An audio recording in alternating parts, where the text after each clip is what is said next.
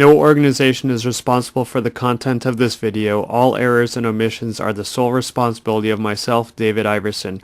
This video must not be your only source of information. Please attend official USSA educational opportunities. Please download official USSA educational materials.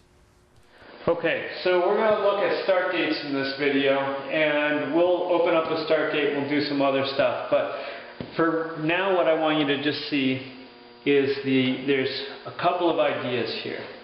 One, you have a post that the start date is mounted on, and then out here at the other end, you should have another post which is sort of right at the end of the wand, so that you don't have just sort of an open area out here, but you actually close off the other side of the start, so there is one place where they can go. It's not just post and then empty space out here. It's post, post with a wand between. Okay, now again, let's see, you want to have this at about shin high. So keep in mind, how tall are the people that are racing? Are you doing a juniors race for little kids, or is it a college race? How much staff do they have on their skis? It doesn't have to be exactly precise, but roughly you want that to be in the middle of the shin. And we will talk about other aspects in another segment. But one thing I'm going to say before I let you go is that this, for USSA racing and for FIS racing, you want to have a manual return. So if you look, what happens is, once they go through, it opens all the way. And then somebody has to come and manually return it. There are auto return boxes that they're spring loaded so that you push and then it automatically snaps back. You do not want to use those for USSA or FIS racing. And we're back to talking about start boxes again. And one of the things that I have as a sort of a pet peeve is people don't understand how to plug the wires into here. And I will have all the time that they'll be like, no, I hooked it up right. I hooked up red to green, and then I hooked up black to black. No. That's not how it goes. This is a pair, so red, black is a pair, and green, black is a pair. So suppose I'm taking my wires, and I got my wires from the mountain, and I've got, so this is one pair. So this is going to be a pair of wires, and they're both green. Well, I'm going to plug them in, one there, and one there, like that. Now my other pair of wires, I've got them color-coded yellow. So I got my yellow pair. So I can say, hey, which one's working, the yellow pair or the green pair? And so then I have one side is yellow there, and the other side is yellow there. So I've got my yellow pair is going red to black, and my green pair is going green to black. So this makes a pair, and that makes a pair. If I have my wires set up like this, I will get nothing. And I should probably show you that. I'll show you that in another video. Or another segment to this video. Now, if I have my wires coming from over here, so right now I got my wires coming from over here. So I plug in like this, and so now if we think this is up and this is down, right now I have this thing on the bottom. It doesn't matter whether this is on the bottom or whether it's on the top. All I care is that it's got to open downhill. That should be obvious to everybody. It's got to open downhill. So if I'm looking up the hill, as I'm looking up the hill at my start box opening this way, then if my main timing wire is on my left, I set it up like this. If my main timing wire is on my right, I set it up like that. So just something for you to think about. Now I'm going to open it up. On the back here, it's got some screws.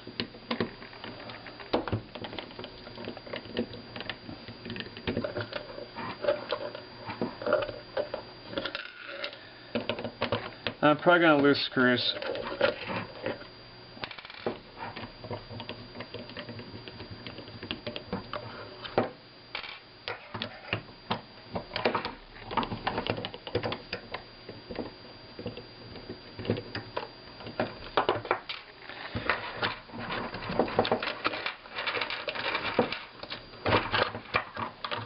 Okay, so now in this,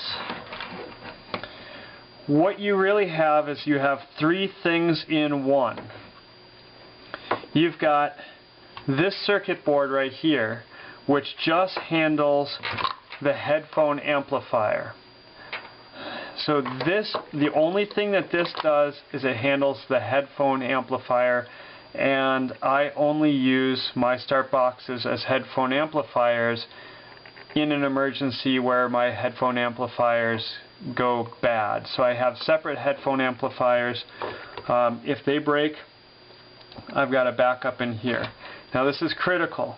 The battery in here only needs to be there to run the headphone amplifier. So if you're running headphones through the StartBox, you need a battery. But the battery has nothing to do with whether or not it functions as a StartBox.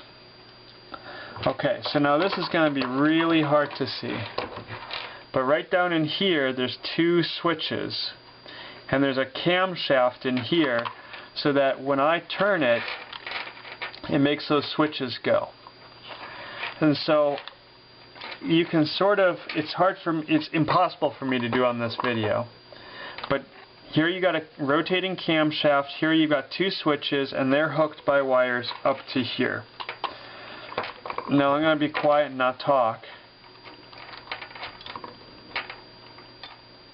So they go at about that place, right there. So right about there, on my StartBox, that's about where the switches go. So the wand has to be open that much for the switches to go. And then also in terms of synchronization, I can play around with it. And here I have to be really quiet. I can hear them go click, click. So there I just got one click. Oh, there's one click. There's the other click. One click, two click. One click, two click. So there's a few degrees. There's maybe about 1 or 2 degrees difference between when the two click. So when I'm synchronizing, I want this to be opened fast so that it goes through that 1 or 2 degrees of clicking difference very rapidly, because that's going to be how a racer opens the wand. Okay, so that's the inside of a StartBox. Headphone amplifier, battery for the headphone amplifier, which is not necessary if you're not using the headphone amplifier, camshaft with 2 switches, 2 outputs, and it's a manual return. And I'm going to show you in the next segment just what I'm talking about in terms of the wiring. Okay, so I'm going to take my wires, and I've got 2 yellow leads, and I'm going to plug them into my timey like this, and then I'm going to sort of shove that out of the way. I'm going to go to my StartBox, and I'm going to go, okay, right, red and green, plug them into red and green. And I got to start. So okay, everything's great. I plugged them in and I got to start. So then I open the wand and I get nothing. Open the wand. I get nothing. Well, let's play with them. Well, okay, hang on, but I just got, like, when I'm plugging them in and out, I'm getting starts, so something must be working. No, no, no. The issue is, it's not red and green. It's red and black. If you plug them into red and black, now 3, 2, 1, there's a start. So red and black gives me a start. Green and black, green and black gives me a start. Black and black. Whoa, black and black actually gave me a start. Ah, so that, now I understand. Because I've run into this before. But I've never played around with it. Black and black will give you a start. Red and black will give you a start. Green and black will give you a start. But red and green will not give you a start. Watch this.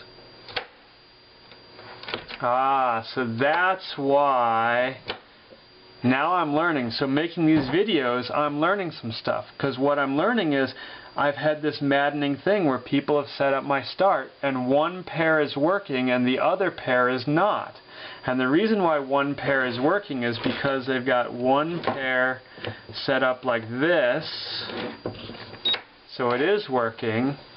They've got the other pair set up like this, so it's not working. So you get one pair working, but the other pair doesn't. Now I know why that happens. If you plug it in like this, that pair works. And if you plug it in like this, that pair works. So if you want to get one pair working and you want a whole lot of frustration, go black to black and red to green. If you want to get both pairs working and have no issues during the race, do red to black and green to black.